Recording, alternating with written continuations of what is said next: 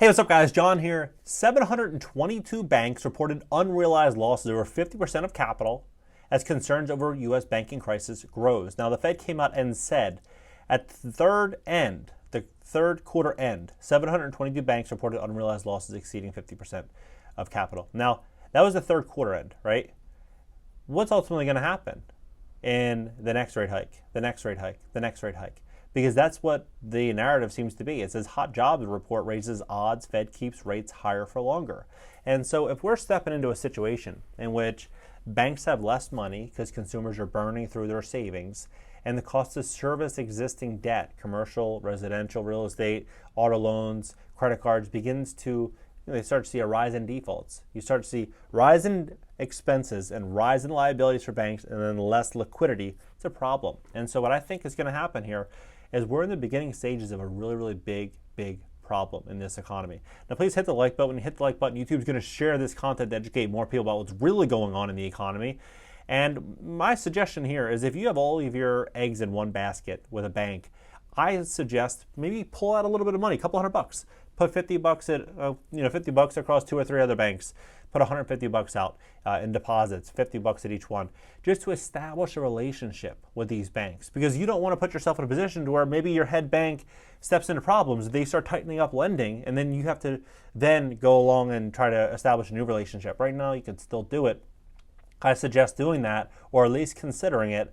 Also, apply for credit cards that you have a high probability of getting approved for. The reason for it is because you want to have access to liquidity. You want access to money. Because when things are, stressful in the economy, people start to make emotional decisions, they're scared, opportunity is going to present itself. So you want to have access to liquidity. Now, I'm not saying to borrow your money or borrow that money and then be irresponsible. I'm not saying that at all. But have the lines of credit. And maybe you fill up your gas tank once a month on it, right? And then pay it off at the end of the month. But just establish the relationships with these lending institutions and banks. The more, the better, my belief. I personally think we're going to start to see a lot of uncertainty. Ken Griffin, the CEO of Citadel, came out recently and said that consumers have $1 trillion in deposits overall, and they're burning through about $120 billion a month, right? And by the end of the year, they're going to be out of money. So if they're out of money, well, what does that mean for the small banks? So as this is happening, Apple says that they're launching this new savings account with 4.15% interest. So the typical bank's probably giving a quarter point.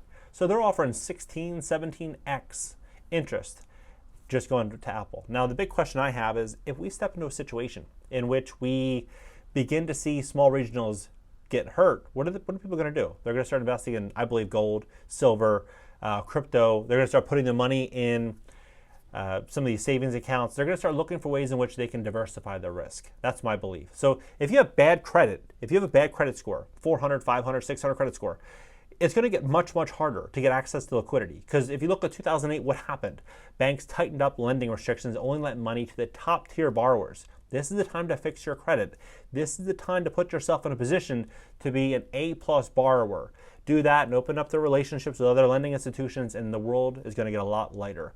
We'd love to help you fix your credit if you need help at greatcreditfast.com. That's greatcreditfast.com, or give us a call at 561-430-5900. Now, some big changes are going to be coming on this channel because of what's happening. I've been working on this for a little while, and now this week we are ready to launch this. I'm going to show you exactly what I've done here, or what my team's done.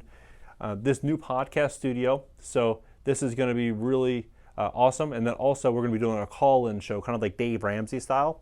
That is going to be coming probably in the next 2 weeks. We already have 4 guests confirmed for the podcast that are going to help us kind of give new perspectives and different opinions. For example, I went to Cancun last week. I went all around that tip of Mexico, and I stayed at a resort. And at this resort, they wanted me to pay an environmental tax, a tax for the environment. Now, I've heard about this a year ago, 2 years ago, people talking about carbon credits and all this stuff. I'm like, okay, maybe that's going to be coming. Most likely will be. But when you have to actually pay it, because the room's non-refundable, you book it online, non-refundable, you have to pay it, or you just lose your money. All the hotels along the strip, same thing, right? I get my room key, go to the room, go to the beach. There is a sign saying no smoking because of emissions, right? That's what I think is going to happen. I think we're going to start to see, a couple big predictions here. And I think what we're going to start to see is a lot of these small regionals step into pretty big problems. And I think that things are going to be much more, environmentally based. Like if you go to Apple or go to any stores, they always talk everything's about the environment. So I think what we're going to probably see here, speculation, is we're going to likely see small regional banks start to go down probably over the next 6 to 12 months. Not all of them, but we're going to start to see more and more and more of these problems. Like if you look at the last 90 days, what happened? Last 90 days, we had 5-6 different banks collapse. 5 to 6 different banks. I think as they continue to increase interest rates and these smaller banks are holding more and more and more losses and they have less deposits, how do they stay in business? They don't. And I think we're going to start to see a lot of these bigger banks move forward and start to acquire these smaller distressed banks. And then when that happens, these bigger banks are going to have much bigger market share. And when they have bigger market share, they're going to be able to implement new policies around lending, real estate, new policies around a lot of different things. And so one of the main reasons for this podcast is I want to bring other people on to the show and talk to them about where do they see this going. People, maybe even heads of banks. I tried to get a billionaire on the show about 2 weeks ago, this guy Tom Steyer. If anyone knows him, I'd love to have him on the podcast because he's now investing $1 billion in real estate all around ESG. I want to ask him some questions that I think a lot of people have not yet asked him about this. So if we can get some people on the show, if you have any suggestions, drop them below. But I want to get better information that we can't get in the mainstream, information that will allow us to make smart financial decisions that you won't get anywhere else on any other podcast. But I'm going to be going on. I actually have an asset protection attorney that's going to be coming on that talks about protecting money offshore. So I think it's a really fascinating conversation. He's helped protect, I believe, billions of dollars in assets. If you look at what's going on, how the wealthy are protecting their money, and what's going on with ESG and all these different things, there's so many curveballs coming to this economy. And if we're just basically going off of one news article at a time and kind of talking about the economy, talking about little things, I feel like that's a value. But this new change is going to be a whole nother level of value. So if you are interested in learning more about what's going on, subscribe to the channel. I'm going to be dropping probably once a week a new podcast episode and probably do a call-in show once a week as well. So subscribe to the channel. Also on my second channel, I'm going to be posting more of those episodes there, most likely over the next month or so. But in the beginning, it's going to be on my main channel. But looking at what's going on here, like these bank failures, looking at how this whole thing is going to play out on commercial real estate. Commercial real estate, I believe, is going to be just another domino that's going to fall on regional banks because regional banks are holding 65% of all commercial real estate loans. And so if you look at what's happening right now, you have Charlie Munger, Warren Buffett, all these big names talking about the commercial real estate problem, Elon Musk.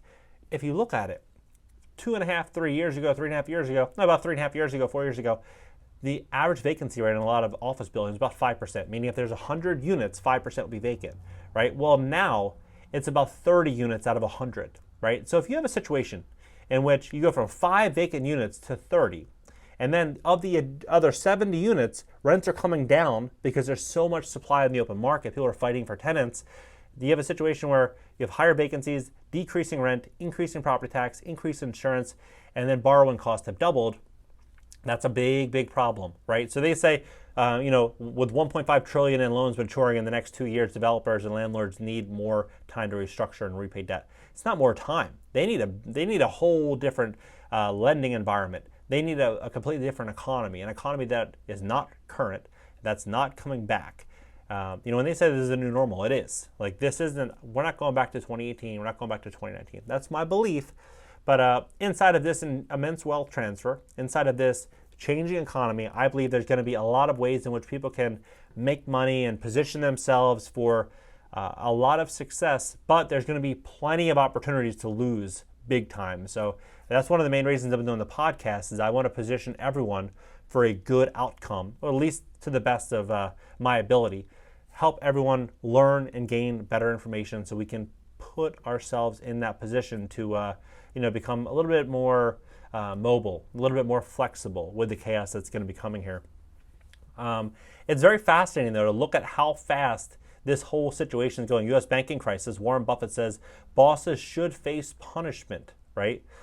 Well, if you think about this, how can bosses face punishment when they were forced to invest the money? And who could have foreseen 13 different rate hikes in 14 months? right? Who could have? We've never increased interest rates heading into a recession ever, right? Well, the last time was 1929.